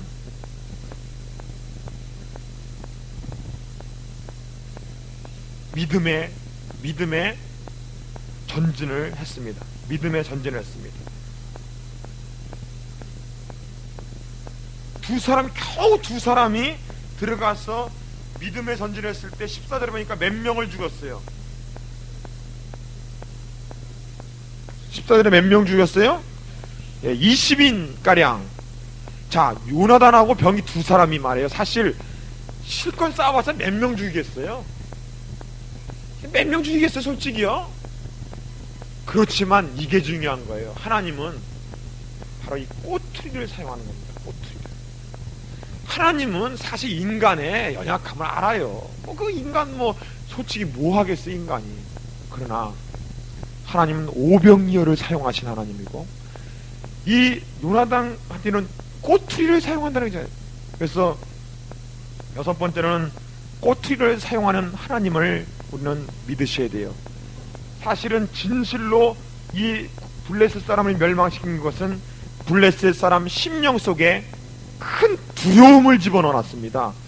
겨우 두 사람을 보고도 수천만 명이 쳐들어오는 것 같은 두려움을 스스로 갖도록 만드는 거예요. 스스로. 이 하나님의 도우심, 하나님은 이 하나님의 큰 도우심의 손길이 있기 때문에 우리 보러 너 믿음으로 전진하라고 하는 거예요. 이것이 없이 어떻게 우리를 그냥 무조건 달갈로 바위치는 격이지 어떻게 가라고 하겠습니까? 그러나 하나님은 이 믿음의 꼬투리를 사용합니다. 오병이어를 사용합니다. 그러므로 여러분께서 없는 것을 생각하기보다는 내게 있는 것, 내가 하나님께 드릴 수 있는 것, 그 꼬투리를 발견하시고 그 꼬투리를 드리는 생활을 통하여 승리를 가져오는 그런 영적 전투를 하시길 바랍니다. 그래서 결론을 23절에 여호와께서 그날에 이스라엘을 구원하심으로 전쟁이 베나이를 졌더라. 여호와께서 구원하셨다 그렇게 말해주고 있습니다. 자, 그다음 사울의 여러 가지 점점점 실패당하는 장면이 나오고, 그 대신에 누가 점점 이제 앞으로 나오기 시작하냐면 이제 다윗이 나오기 시작하는데, 사울은 몇 번씩 그렇게 그 죄를 범했어요. 가장 큰 죄가 아까 그 제사장 대신에 재물을 드리는 거. 그다음 두 번째 죄가 뭐냐면 이 민막스 전투에서 얻은 재물을 원래 이게 어떻게 하면 다 멸절해 버리든지 어떻게 아니면 백성에 논아줘야 되는데 그걸 따로 취해가지고 자기가 가지려고 이렇게 탐욕을 부렸어요. 탐욕을 부리고 또 뿐만 아니라 그 민막스 전투에서 뭐라고 그랬냐면은 그 백성들에게 이 전투에 승리하기까지 먹지도 말라, 아무것도 먹지 말라고 이렇게 명령을 내려놨어요. 세상에 아니 전투하는 사람이면 먹어야 싸우지. 어? 뭐, 예를 들면 그거예요. 그냥 무조건적으로 막 믿습니다 이러고 나가는 사람이야. 그러니까 쉽게 해서 아니 군인이 먹어야 싸우는데 그러니까 쫓아서 뭐예요. 지쳐갖고 허기져갖고 못 쫓으니까는 어떻게 했느냐, 그들이 노획한 짐승으로요 피채먹을 왜 피채먹을 했어요. 하나님의 율법을 범하는 일이 발생한 거예요. 이런 걸 볼 때 이 사울은 얼마나 이렇게 그 어리석은 자인가, 생각 분별력이 없는 사람인가. 이럴 때 이 사무엘은 또 한 번 이렇게 죄를 짓고 말았어요. 사울이 이렇게 죄를 짓고 말았어요. 그래서 뭐라고 말하냐면은 15장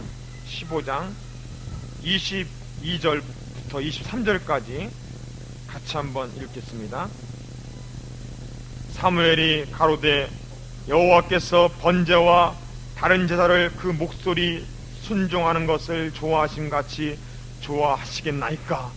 순종의 제사보다 낮고 듣는 것이 수양의 기름보다 나으니 이는 거절하는 것은 사술의 죄와 같고 완고한 것은 사신 우상에게 절하는 죄와 같음이라. 왕이 여호와의 말씀을 버렸으므로 여호와께서도 왕을 버려 왕이 되지 못하게 하셨나이다. 여러분 참 순종이 제사보다 낫다 했어요. 듣는 것이 수양의 기름보다 낫다 그랬습니다. 진실로 이 사무엘은 선자로서 선자적인 관점에서 그까지 죄를 범하면서 지내면 무슨 소용이 있냐는 거예요. 하나님의 율법을 따라 하나님께 순종하여 하나님의 말씀을 듣는 것, 마음의 할례를 행하고 지내는 것이 중요하지 않냐고 강조합니다. 그러면서 26절에 말하기를 이스라엘의 지존자는 거짓이나 변개함이 없으시나니 그는 사람이 아니심으로 결코 변개치 아니하심이라 했습니다. 그리고 35절에 보니까 35절에 보니까 사무엘이 죽는 날까지 사울을 다시 가서 보지 아니하였으니 이는 그가 사울을 인하여 슬퍼함이었고 여호와께서는 사울로 이스라엘 왕 삼으신 것을 후회하셨더라 그랬습니다. 여러분 우리가 직분 맡은 것 하나님의 은혜입니다. 참 구역장을 하는 것, 또 조장구역 하는 것, 또 가정에서 어떤 있는 모든 자기의 직분, 이 모든 것들, 안내라는 직분, 한편이라는 직분, 모든 사회에서도의 직분, 이 모든 것 속에서 그 하나님께 다가온 이 사명의 촛대가 회개치 않을 때는 다른 곳으로 돌아갑니다. 우리 요한계시록에도 그러죠? 너희가 어느 때부터 너희 하나님께 대한 사랑이 식었는가를 살펴보라 그랬어요. 그리고 회개하라. 그러나 회개하지 않을 때 너희 사명이 촛대가 어떻게 해요? 너희를 떠나리라. 다른 사람에게 간다 이거예요. 우리가 늘 이것을 기억을 해야 되겠습니다.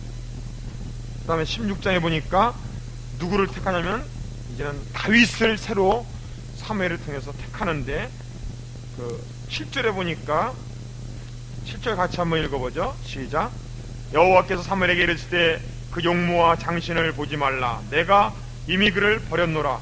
나의 보는 것은 사람과 같지 아니하니 사람은 외모를 보거니와 나 여호와는 중심을 보시니라 그랬습니다.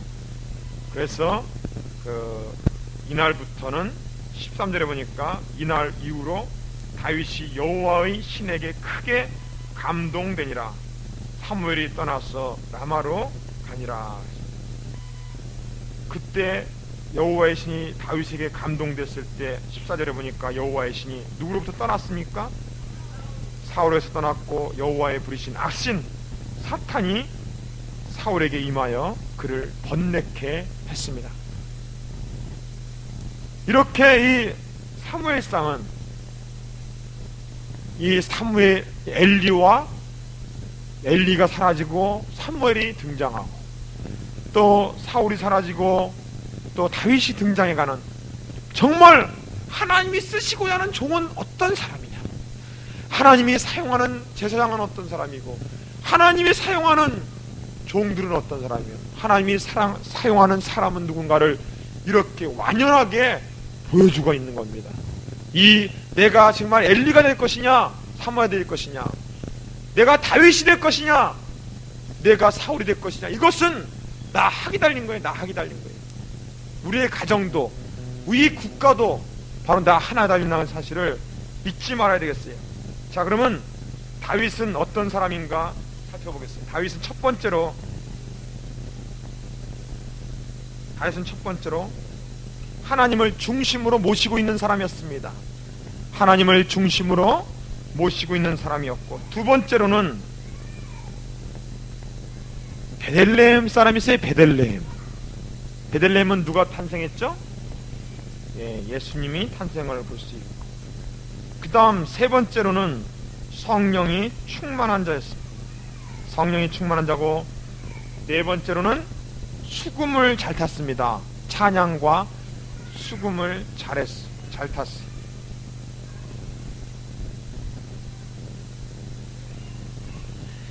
그 다음에 다섯 번째로는 목자였습니다. 목자였습니다. 충실한 목동이었습니다. 즉, 이 다윗은 어릴 때부터 양떼들을 치는 걸 통하여 어떤 목자를 돌보는 영적 지도자적인 그러한 모습을 갖춰나갔던 거예요. 근데 이 목동을 어느 정도로 이렇게 감당했냐면은 그 35절을 보세요. 17장 35절에 보면은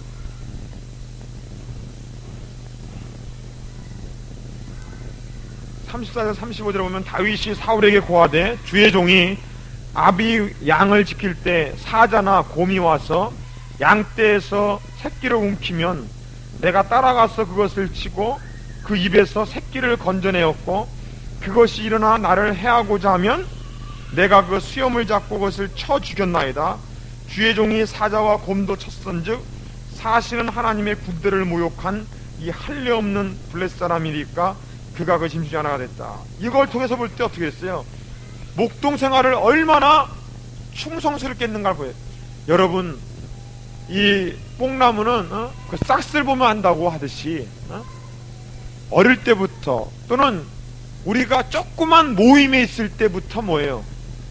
그 사람이 행동하는 거 한 가지를 통해서 볼 때도 이 사람이 세계적인 지도자로 상될 것인가를 알 수가 있는 거예요. 한 단면을 통해서도. 그래서 유명한 그 제갈공명 있죠? 중국의 제갈공명도 초야에 묻혀있지만 뭐예요? 이미 초야에 있을지라도 그 사람은 중국 천하를 머리 지혜로서 통치할 수 있는 걸 다 갖고 있는 거예요. 그런 그릇이 되어 있는 겁니다. 우리 아이들을 키울 때도 어릴 때 지도자적으로 키워야 돼. 지도자, 민족적인 지도자, 세계적인 지도자, 역사적인 지도자로 키우는 그런 교육을 해야 되죠. 그냥 먹을 거나 그냥 너 과자 먹어, 울지마 제발 너 과자 먹고 너 물은 좀 끄쳐, 그런 그렇게 짜잘구레한 것을 가지고 교육시키지 마시고 그들을 정말 영적인 교육, 지도자적인 교육을 시키는 그런 교육을 시켜야 돼요. 우리 스스로도 그런 그 개념을 갖고서 사람들 생각하는 것도 세계적이고 생각하는 것도 국가적이고 이런 사고방식을 키워줘야 돼요. 그럴 때 위대한 인물이 나올 수 있는 거예요. 그 다음에 이 다윗은 어떤 사람이냐면 또 한 가지로는 여호와, 만군의 여호와의 이름을 사랑하는 사람이었습니다. 만군의 여호와의 이름을 사랑하는 자였어요. 왜냐? 골리앗 장군이, 블레셋에 있는 골리앗 장군이 쳐들어와 갖고는 막 이스라엘 사람을 막 모욕했습니다. 하나님 사람을, 이스라엘을 모욕했어요. 모욕했더니 뭐라고 하는 줄 아십니까? 17장 16절에 말하기를, 다윗이 말하기를, 이 할례 없는 블레셋 사람이 누구간데 사시는 하나님의 군대를 모욕하느냐. 그럴 뿐만 아니라 그 17장 45절 보세요. 45절에 보니까 다윗이 블레셋 사람이 이르되 너는 큰 칼과 창과 단창으로 내게 오거니와 나는 만군의 여호와의 이름 곧 내가 모욕하는 이스라엘 군대의 하나님의 이름으로 내게 가노라 그랬습니다. 여러분, 이 다윗이 어린 나이에 불과했지만은, 어린 그 하나의 목동에 불과했지만은 하나님의 이름이 모욕당하는 걸 도저히 못 참는 거예요. 도저히 못 참고 이 하나님의 명예가 훼손되는 걸 못 참고서 거기서 과감하게 일어선 겁니다. 참된 분노는 하나님의 이름을 사랑할 때 나오는 게 참된 분노예요. 예수님도 그 성전에 그 비둘기 파는 사람, 뭐 소 파는 사람, 돈 바꾸는 사람들이 있을 때 어떻게 했어요? 분노했죠? 분노했어요. 내 아버지 집으로 장사하는 집을 만들지 말라. 그때 채찍을 내셨습니다. 예수님이 분노하는 장면들은 그런 장면에서만 분노했습니다. 진실로 여호와의 이름을 사랑하세요. 그러나 다른 것으로 분노내지 마세요. 다른 거는 참고 견디고 양보하고. 그 다음에 이 다윗은 말이에요, 익숙한 것, 즉 꼬투리로 익숙한, 있는 것으로 싸웠습니다. 있는 것을 인정하는 자였습니다. 있는 것을 인정하는 자. 그래서 39절과 40절에 보니까 그 사울이 노투를 두고 막 칼을 줬는데 익숙치 않음으로 어떻게 했습니까? 벗어버리고 손에 막대기를 갖고, 한 손에 막대기, 또 하나는 물맷돌, 물매를 가지고 왔습니다. 이렇게 그 물매라는 것은 옛날에 그 무슨 새총같이 이렇게 그 줄이 있으면 이렇게 가죽대기로 만들어서 거기에 돌을 집어넣고 빙빙 돌려갖고 한쪽을 딱 놓으면은 날아가서 물을, 어떤 돌, 짐승이나 이런 것을 맞추는 거죠. 이 물맷하고 물맷돌 5개를 가지고 갔습니다. 익숙한 것으로. 하나님께서는 이렇게 하나님이 지금까지 키워준, 하나님의 은혜를 베풀어 준 것을 인정하여 그것으로 하나님께 최선을 다해보는 자가 뭐예요? 그걸 인정합니다. 이 달란트 비유에서 어떻게 했습니까? 한 달란트 받은 자가 어떻게 했습니까? 한 달란트밖에 안 되니까 그냥 땅에 묻어만 놨죠? 그런데 2달란트 받은 자가 어떻게 했어요? 이것을 사용했어요. 있는 것을 사용했을 때, 그럴 때 작은 일에 충성한 자를 큰 것까지 맡기는 거예요.